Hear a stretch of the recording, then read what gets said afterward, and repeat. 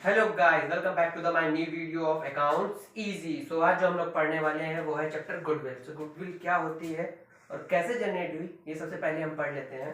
तो थोड़ा सा मैं आपको रिमाइंड कराना चाहूँगा क्लास 11 का टॉपिक कि गुडविल क्या होती है। तो क्लास 11 में हम लोगों ने पढ़ा था एसेट्स। सो एसेट्स क्या होती है? The examples of assets are known as. सबसे पहले एसेट्स के बारे में समझ लेते हैं। एसेट्स क्या होती हैं? वो चीजें जिनका हम इस्तेमाल करके बिजनेस को चलाते हैं।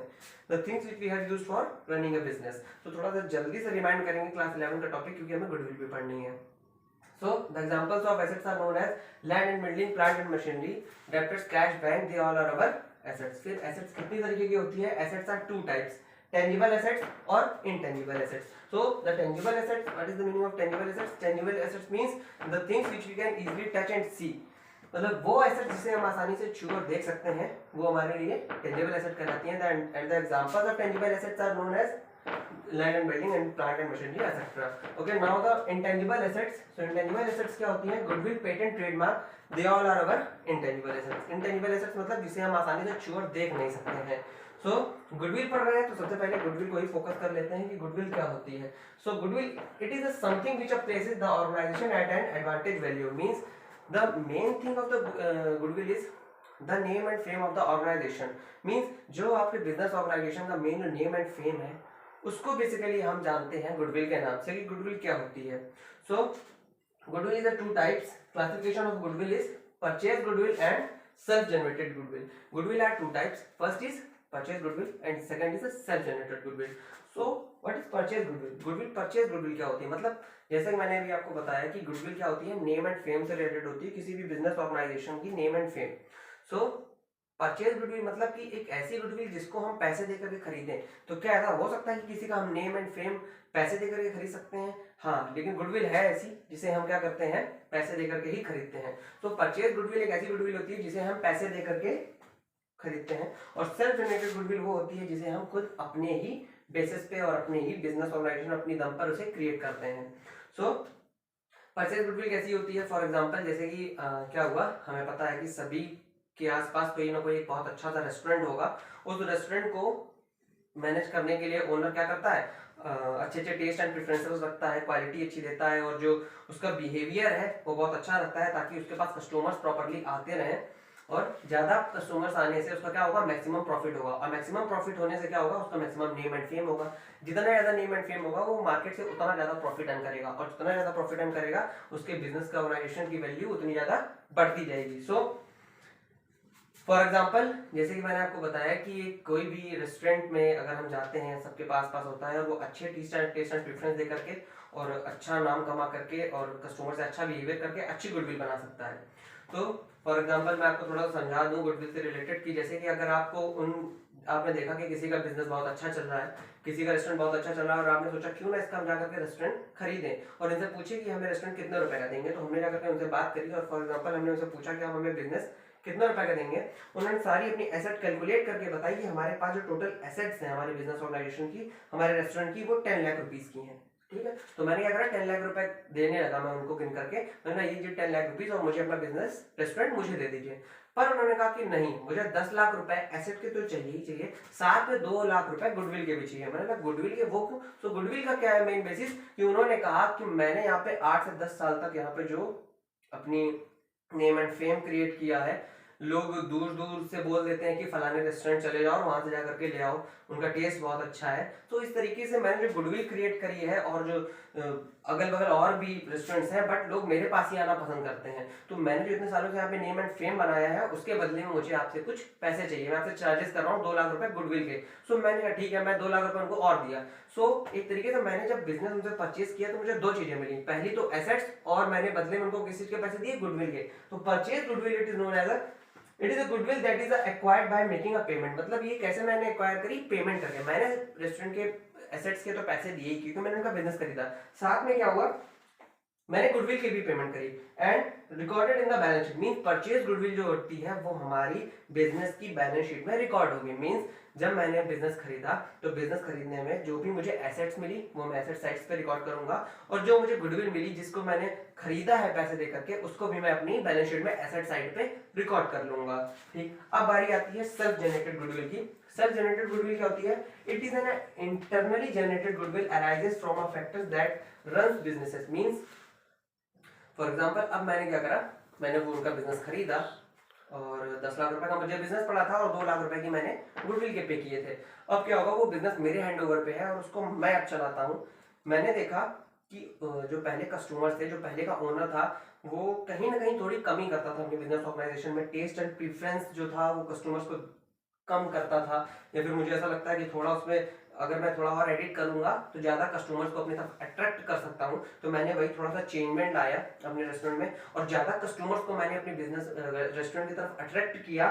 और फाइनली क्या हुआ, जितना लास्ट ओनर ने जिनका बिजनेस रेस्टोरेंट था, उन्होंने जितनी मतलब गुडविल नहीं क्रिएट करी थी, उससे ज्यादा मैंने अपने बेसिस पे, अपनी दम पर, अपनी मेहनत से खुद उसे क्रिएट करी। अब क्या है, मैं जो नया कस्टमर आता है उससे और अच्छी तरीके से बात करता हूँ और प्रॉपर उसकी फैसिलिटी का ध्यान रखता हूँ। तो इससे क्या होता है कि वो और लोगों को बताएगा कि वो तो और अच्छा हो गया रेस्टोरेंट, आपको एक बार जाना चाहिए। इस तरीके से जब ज्यादा कस्टमर्स मेरे पास आएंगे तो मेरे पास क्या है, मेरी गुडविल की कीमत और बढ़ जाएगी। अच्छा, गुडविल की कीमत बेसिकली डिपेंड किस पे होती है? गुडविल की कीमत डिपेंड होती है फर्म के प्रॉफिट पे। हमारे रेस्टोरेंट का जो प्रॉफिट है उस पर डिपेंड होती है कि हमारी गुडविल की कीमत कितनी होनी चाहिए। तो फॉर एग्जांपल, लास्ट जब मैंने इनसे बिजनेस परचेज किया था रेस्टोरेंट का, तो उन्होंने मुझे 10 लाख रुपए की एसेट दी थी और 2 लाख रुपए की गुडविल के चार्जेस किए थे। किस बेसिस पे 2 लाख रुपए की गुडविल के चार्जेस किए थे? क्योंकि उनका कहना था कि हमारे फर्म में नेम एंड फेम है और हम प्रॉफिट पर एनम पे 1 लाख समथिंग अर्न कर लेते हैं, ठीक है। बट मैंने बोला कि ठीक है, मैंने इनको चार्जेस दे दिए गुडविल के। बट अब जब मेरे हैंड ओवर पे वही बिजनेस आया तो मैंने क्या करा, मैंने इस पर और मेहनत करी और अच्छी तरीके से और बिहेव करके और थोड़ा सा डेकोरेट करके, रेस्टोरेंट करके मैंने कस्टमर्स को अट्रैक्ट किया। मैक्सिमम कस्टमर्स के आने से मुझे मैक्सिमम प्रॉफिट हुआ और आज की डेट में मेरी गुडविल, मेरा प्रॉफिट इनका 1 लाख पर एनम था, मेरा 2 लाख पर एनम हो चुका है। मैं 2 लाख रुपए एक साल में प्रॉफिट के तौर पे कमाता हूँ। तो फॉर एग्जांपल, अगर नेक्स्ट 2 इयर्स के बाद ही मेरे पास कहते हैं कि मुझे मेरा रेस्टोरेंट वापस दे दो, तो मैं इनको 10 लाख रुपए की एसेट्स के साथ बिजनेस इनको रिटर्न करूंगा और साथ में अब मैं गुडविल के इनसे चार्जेस ज्यादा लूंगा। क्यों? क्योंकि इन्होंने मुझे गुडविल 2 लाख में दी थी जब इनका प्रॉफिट 1 लाख था। बट अब मैं इनको वहीं पे गुडविल की कीमत इनसे 4 लाख ले सकता हूँ, क्योंकि अब मैंने प्रॉफिट अपने रेस्टोरेंट की प्रॉफिट की कीमत थोड़ी सी इंक्रीज कर दी है। क्यों? क्योंकि मैंने उसकी सेल्फ जनरेटेड तरीके से मेहनत करके फर्म गुडविल इंक्रीज करी है। सो ये 2 तरीके की गुडविल होती है। और क्लास 12th पे हमारा चाहे एडमिशन हो, चाहे रिटायरमेंट हो, चाहे टॉपिक डेथ हो, इन तीनों में इस गुडविल का इस्तेमाल हुआ है। और जिसको भी ये सही तरीके से एक बार गुडविल आ गई, उसको कहीं पर भी ये गुडविल दिक्कत नहीं देने वाली। सबसे पहली मेन बात तो ये है कि गुडविल की बस इतनी मीनिंग होती है नेम एंड फेम से रिलेटेड, और इसका कैलकुलेशन क्यों होता है जरूरी, हम क्यों कैलकुलेट करते हैं, ये सारी चीजें हम क्लियर करने वाले हैं और सारे टॉपिक्स पढ़ेंगे। और गुडविल कैलकुलेट करने के कितने तरीके हैं, सब के सब हम पढ़ने वाले हैं, क्लियर करने वाले। गाइस, जैसा कि हम लोगों ने पढ़ा कि क्या होता है गुडविल, सो सारी चीजें देखने के बाद अब हम ये समझ लेते हैं कि गुडविल की मीनिंग के बाद सेल्फ जनरेटेड गुडविल के बारे में। जैसा कि मैंने बताया, इसको हम अपनी खुद ओन मेहनत और अपनी दम पर क्रिएट करते हैं। सो इसको जब हम अपनी मेहनत और दम पर क्रिएट करेंगे और आगे किसी को ये अपना बिजनेस उठा करके बेचेंगे, तो हमें क्या है, ये पता होना जरूरी है कि हमारी गुडविल की कीमत कितनी है। और उस कीमत को जानने के लिए हमें अपनी गुडविल की वैल्यूएशन करनी पड़ेगी। वैल्यूएशन मतलब उसको वैल्यू करनी पड़ेगी कि आखिरकार हमारी गुडविल की कीमत है कितनी, तभी तो हम सामने वाले को बता पाएंगे। So the valuation of goodwill is a very important thing. So जो गुडविल को वैल्यूएशन करने के जो तरीके, मेथड बताए गए हैं अपनी क्लास 12th में, वो है 4। सो first is the average profit method, और इस तरीके से सभी मेथड्स की हम लोग बात करेंगे बारी बारी, और मैं आपको सभी मेथड्स बताऊंगा। और अगर एक बार में मेथड आपने क्लियर कर लिए तो गुडविल बिल्कुल इजी लगेगी, कहीं मुश्किल नहीं लगेगी, सब कुछ आसान लगेगा। So now the method of calculating of goodwill. So method of calculating of goodwill में सबसे पहले मैंने आपको क्या बताया था कि there are the 4 methods of calculating of goodwill. तो सबसे पहले मेथड की बात कर लेते हैं, जिसका क्या नाम है, simple average profit method. So simple average profit method का मतलब क्या होता है, प्रॉफिट, थोड़ा सा उल्टा लेकर चलेंगे, क्या, प्रॉफिट्स एवरेज। प्रॉफिट्स एवरेज मतलब अपने प्रॉफिट का एवरेज लेना। एवरेज लेना तो पता ही होगा ना, एवरेज लेना किसी भी चीज का थोड़ा सा एक अंदाजा लेना, मतलब so it is known as the profit average. For example, जैसा कि मैंने अभी आपको थोड़ी देर पहले एग्जांपल दिए थे रेस्टोरेंट का, जब मैंने उनका बिजनेस रेस्टोरेंट परचेस किया था तो उन्होंने मुझे अपना बिजनेस कितने का दिया था, 10 लाख का। एसेट्स दी थी 2 लाख की, उन्होंने मुझे क्या है गुडविल की कीमत लगाई थी। तो फॉर एग्जांपल उसी रिलेटेड मैं आपको थोड़ा सा समझा दूं कि उन्होंने किस बेसिस पे अपनी फर्म की गुडविल मुझे 2 लाख रुपए बताई थी। तो मैं थोड़ा सा एक अंदाजा लेकर के आपको समझाता हूँ कि उन्होंने अपने फर्म की गुडविल किस बेसिस पे बताई थी, एक प्रॉफिट के बेसिस पे। जैसे फॉर एग्जांपल मैं आपको बता दूं इसको, अच्छा इसका मेन फॉर्मूला क्या होता है गुडविल, हम सिंपल एवरेज प्रॉफिट मेथड के थ्रू जो हम समझते हैं, इसका गुडविल निकालने का तरीका होता है addition of a normal profit upon number of years into number of year purchases.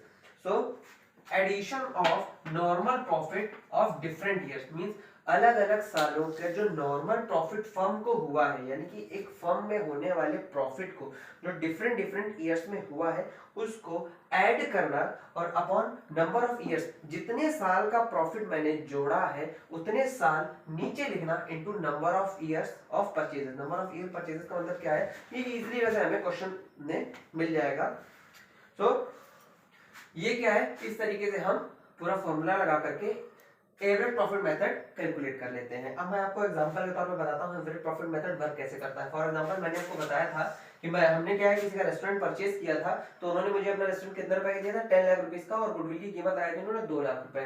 तो उन्होंने किस बेसिस पे कैलकुलेट करी होगी, अब वो देख लेते हैं। जैसे कि उन्होंने मुझे 10 लाख रुपीस का बिजनेस दिया था प्लस 2 लाख रुपीस की गुडविल दी थी। तो मैं यही मेथड, मैं गुडविल की ही कीमत आपको बताऊंगा कि उन्होंने किस बेसिस पे मुझे कैलकुलेट करके गुडविल 2 लाख रुपए की लगाई थी। तो उन्होंने क्या करा होगा, अपने एडिशन करा था अपने सभी नॉर्मल प्रॉफिट का, लास्ट कुछ ईयर्स के प्रॉफिट का, अपनी फर्म के लास्ट कुछ ईयर्स के प्रॉफिट को उन्होंने ऐड करा, और number of year purchases question में जो आपके इजीली अवेलेबल था उसके हिसाब से उन्होंने मल्टीप्लाई किया, और जितने साल का प्रॉफिट उन्होंने ऐड करा था उतने साल नीचे नंबर ऑफ ईयर्स में फॉर्मूले पे लगाए, और ऐसा कैलकुलेट करने से जो डिजिट बाहर आई उसी को उन्होंने गुडविल कह करके मुझे दे दी थी।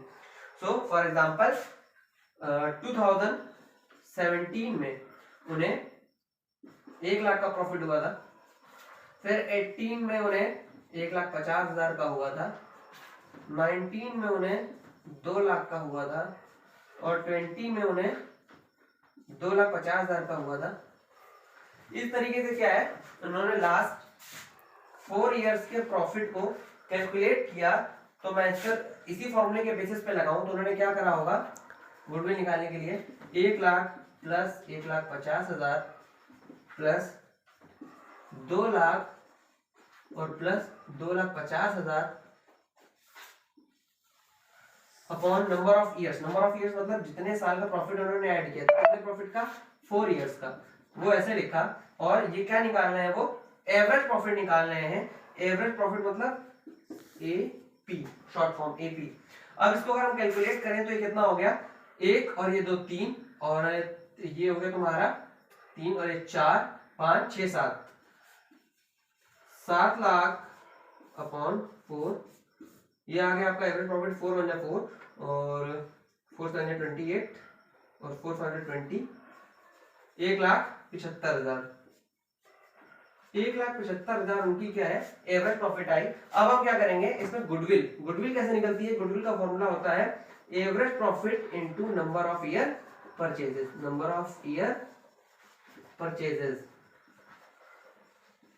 तो उन्होंने क्या करा, एवरेज प्रॉफिट, उनका एवरेज प्रॉफिट कितना निकला, 1,75,000, और इनटू उन्होंने क्या करा, जो भी उनका नंबर ऑफ ईयर परचेजेस ले ले हम, अगर उन्होंने 2 से भी लिया तो ये कितना निकलेगा, 2 5 10 1 कैरी 2 7 14 और ये 15 1 कैरी 2 1 2 और ये 3, 3,50,000 रुपए की गुडविल। मैंने ये सभी डिजिट से अंदाजन लिए थे। मैंने गुडविल 2 लाख रुपए की तो मैंने बताई थी, बट मैंने कैलकुलेट उस बेसिस पे नहीं किया था क्योंकि गुडविल 2 लाख ही है। मैंने ये सारे डिजिट से इमेजिनेशन के तौर पे लिए थे, इसलिए मेरी गुडविल की कीमत कुछ और है। लेकिन आप फॉर्मूले के बेसिस पे लगाएंगे, और ये भी मैंने थोड़ा इमेजिनेशन करा था क्योंकि गुडविल की कीमत 2 लाख थी।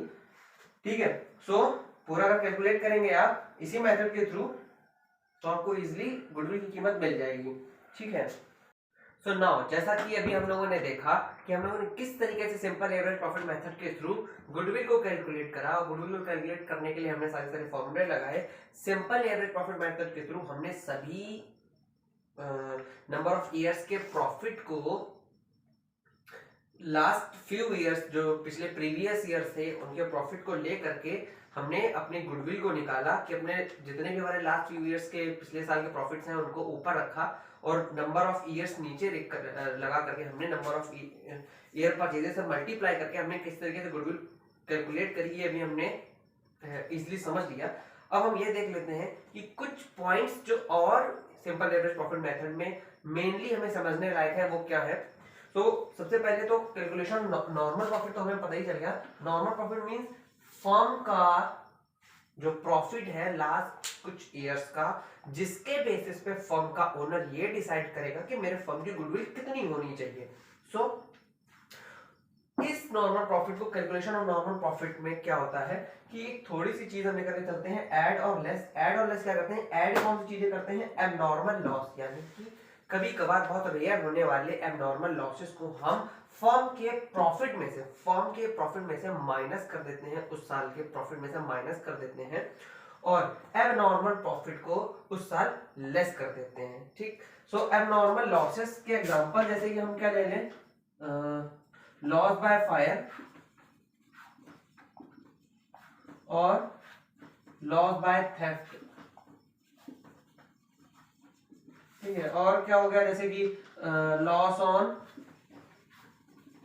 Cell of fixed asset. मुझे अपनी कोई फिक्स्ड एसेट को बेचने पे अगर लॉस हो गया तो वो भी क्या है मेरे लिए एबनॉर्मल लॉस है। मतलब हमेशा नहीं होता है, रेयरली कभी कभार ऐसे लॉसेस हो जाते हैं। तो ऐसे लॉसेस को जब हमारी फर्म ने फेस कर दी है तो मैं क्या करता हूं, जिस साल में मुझे लॉस हुआ उसी साल के प्रॉफिट पे जाकर के उस बैलेंस को, उस अमाउंट को मैं ऐड कर दूंगा।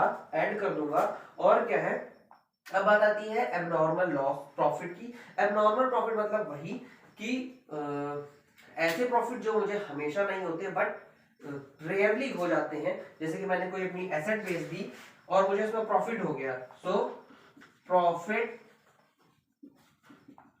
On sale of fixed asset. मतलब मुझे अपनी फिक्स्ड एसेट को बेचने पर प्रॉफिट हो गया।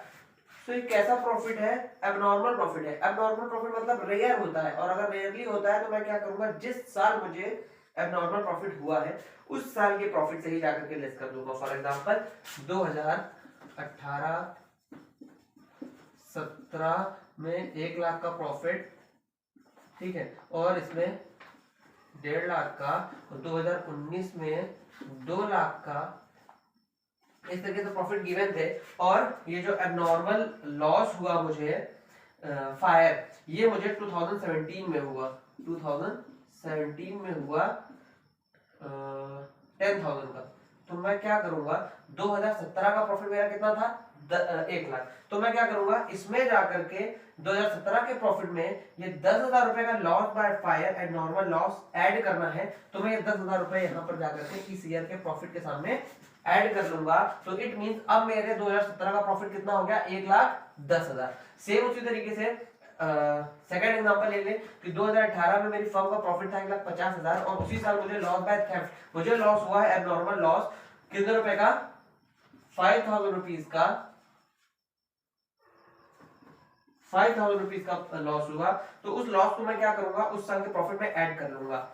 तो मैं क्या करूंगा, 5,000 को इसमें जाके प्लस कर लूंगा उस साल के प्रॉफिट में। तो इट मींस 2018 का मेरा प्रॉफिट कितना हो गया, 1,55,000।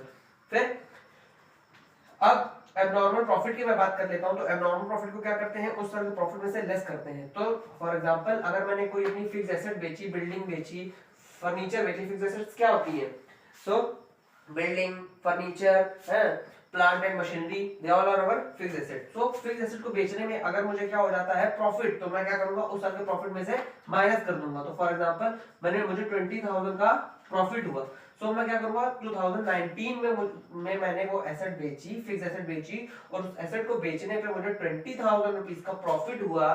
20,000 रुपए के प्रॉफिट को मैं क्या करूंगा, उस साल के प्रॉफिट में जाकर के माइनस कर दूंगा। तो ये है 2019 का प्रॉफिट और इसमें जाकर के मैंने इस 20,000 को लेस कर दिया। तो फाइनली मुझे क्या पता चला, 17 का प्रॉफिट कितना हो गया था, 1,10,000, 18 का 1,15,000, 55,000 और 19 का 1,80,000। अब फिर से वही चीज, calculation of addition of normal profit of different years, यानी डिफरेंट ईयर मतलब ये है सभी हमारे डिफरेंट ईयर्स, इन सभी डिफरेंट ईयर्स को मैं ऐड करने के लिए ऊपर लिख दूंगा अपॉन नंबर ऑफ ईयर्स। तो कितने ईयर्स हैं, 1 2 3, 3 साल है तो नंबर ऑफ ईयर्स में 3 नीचे, into number of year purchases. Number of year purchases easily हमें क्वेश्चन में गिवन होगा, वो मैं सामने मल्टीप्लाई पर लगा करके कैलकुलेट कर लूंगा।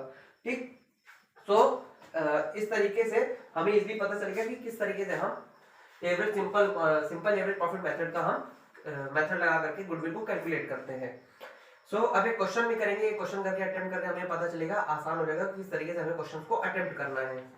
सो सबसे पहले क्वेश्चन लगा करके देखते हैं और एक बार क्वेश्चन करके देखते हैं कि किस तरीके से गुडविल हमें क्वेश्चन एवरेज प्रॉफिट मेथड के थ्रू निकालने के लिए आ जाते हैं। तो पेज नंबर 2.20 टीएस ग्रेवाल का खोलेंगे। क्वेश्चन नंबर 3 है। मैं आप लोगों को जिनके पास बुक्स है उनको तो ठीक है, और जिनके पास बुक्स नहीं है उनको मैं स्क्रीन पर दिखा देना चाहूंगा।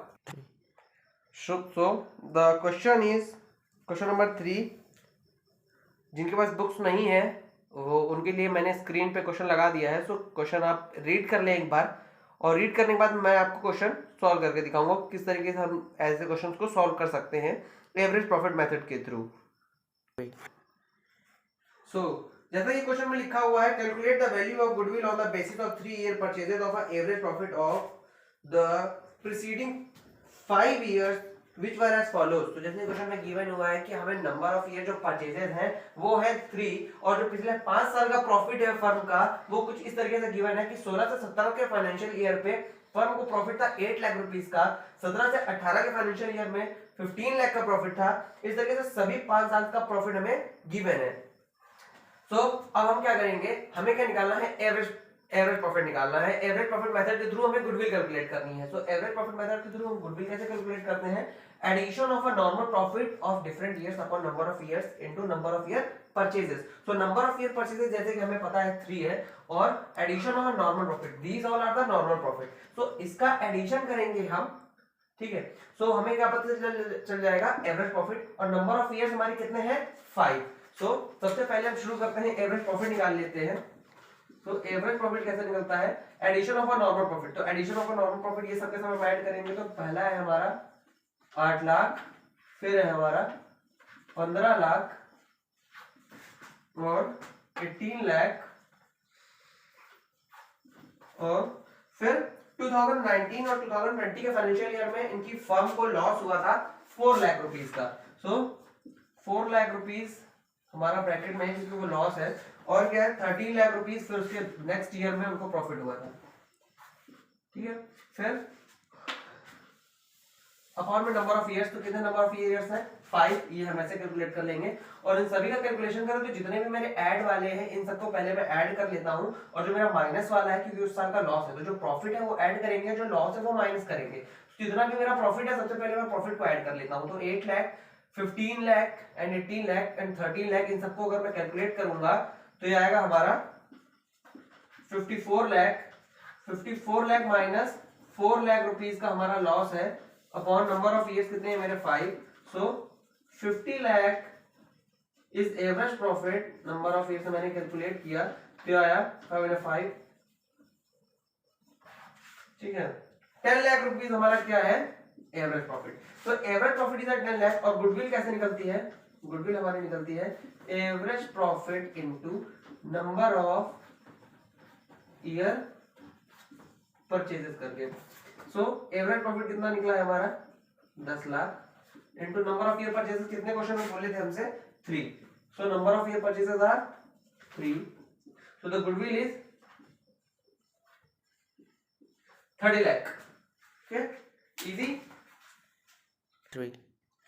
सो अब ये क्वेश्चन लगाने के बाद हमें ये पता चल गया कि सिंपल एवरेज प्रॉफिट मेथड के थ्रू हम किस तरीके से गुडविल को हम कैलकुलेट कर सकते हैं। अभी इस गुडविल को कैलकुलेट करने के बाद हमने, जैसे कि मैंने आपको सेकंड मेथड बताया था जिसमें थोड़ा सा इससे स्टेप आगे बढ़ जाते हैं, जिसमें हमने एबनॉर्मल प्रॉफिट और एबनॉर्मल लॉस के बारे में पढ़ा था।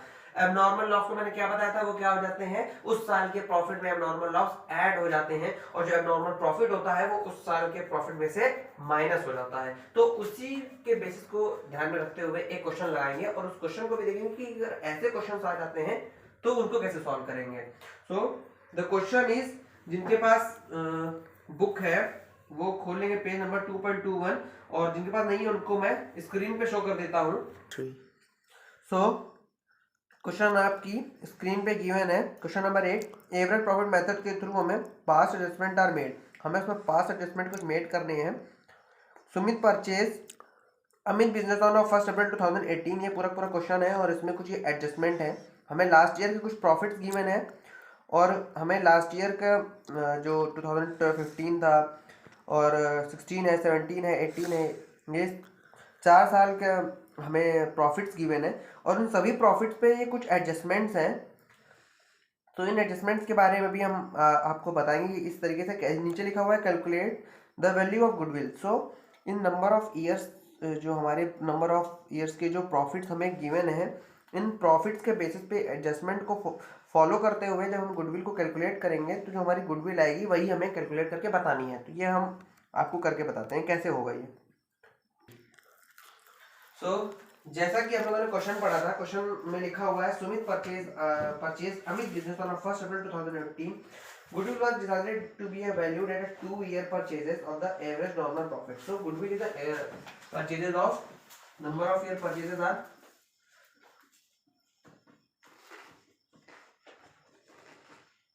2। ठीक है, ये हमें क्वेश्चन में इजीली डिटेल गिवन नहीं है, ये हमारे कुछ हमें सॉल्व करनी हुई है, जिसमें हमें जो लास्ट ईयर के प्रॉफिट गिवन है 2014 का 80,000 है, 2015 का 1,45,000 है, 2016 का 1,60,000 है, 2017 का 2 लाख है। इन सभी प्रॉफिट्स में हमें इन कुछ एडजस्टमेंट्स को फॉलो करते हुए हमें क्या करना है, गुडविल कैलकुलेट करनी है। तो इन एडजस्टमेंट्स को कैसे फॉलो करेंगे, जैसा कि मैंने आपको बताया था कि हम क्या करते हैं, अपने एबनॉर्मल लॉस को प्लस करते हैं और एबनॉर्मल प्रॉफिट को माइनस करते हैं। ठीक, तो 2014, 15, 16, 17 इन सभी साल के प्रॉफिट्स को मैंने ऑलरेडी लिख दिया है। अब क्या करेंगे, सबसे पहले गिवन है एबनॉर्मल लॉस 20,000 इन 2014, तो मुझे एबनॉर्मल लॉस हुआ है 2014 में, तो 2014 प्रॉफिट इज दिस, तो एबनॉर्मल लॉस को हम क्या करते हैं, प्लस। तो यानी कि 20,000 2014 के प्रॉफिट में क्या होने वाला है, प्लस। ठीक, अब second adjustment is abnormal profit due to sale of fixed asset और 2015, यानी कि 2015 को फिक्स एसेट की सेल होने बिकने की वजह से हमें क्या हुआ है, एबनॉर्मल प्रॉफिट हुआ है। तो एबनॉर्मल प्रॉफिट को हम क्या करते हैं, एबनॉर्मल प्रॉफिट को हम माइनस करते हैं। सो एबनॉर्मल प्रॉफिट 2015 25,000, सो ये है 2015 का जो 25,000 रुपीज का हमें प्रॉफिट हुआ है, तो ये मैं क्या करने वाला हूँ, माइनस। ठीक, फिर क्या है 2016 में insurance premium not paid 15,000 rupees in 2016, यानी कि इंश्योरेंस प्रीमियम मुझे पे करनी थी जो कि मैंने अभी तक पे नहीं करी है। सो इंश्योरेंस प्रीमियम क्या है, एक एक्सपेंस था जिसको मुझे पे करना था पर मैंने अभी तक पे नहीं किया है। तो एक ऐसा लॉस है, ये नॉर्मल लॉस है, एबनॉर्मल लॉस नहीं है। जो नॉर्मल लॉस होता है वो माइनस होता है और एबनॉर्मल लॉस प्लस होता है। सो इंश्योरेंस प्रीमियम हम क्या करेंगे, नहीं पे करी है तो पे कर देते हैं। 2016 को क्या है, 15,000 रुपए की हमने इंश्योरेंस प्रीमियम 15,000 रुपीज की 2016 के प्रॉफिट में से माइनस नहीं करी है।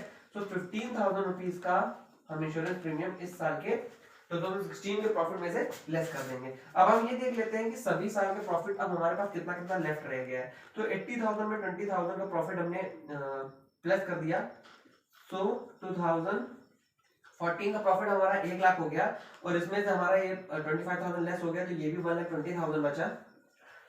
इसमें से 15,000 लेस हुआ तो ये हमारा 1,45,000 बचा और ये हमारा कितना आ गया, 2 लाख। ठीक, अब फिर से वही फॉर्मूला, एवरेज प्रॉफिट हमारा निकालने का फॉर्मूला क्या होता है, addition of a normal profit of different years upon number of years. तो these are the different years profit. So first is 1 lakh plus 1,20,000 plus 1,45,000 plus 2 lakh upon number of years are 4। तो average profit कितना निकला, 1 2 3 4 5 लाख 5,65,000। ठीक है, 5,65,000।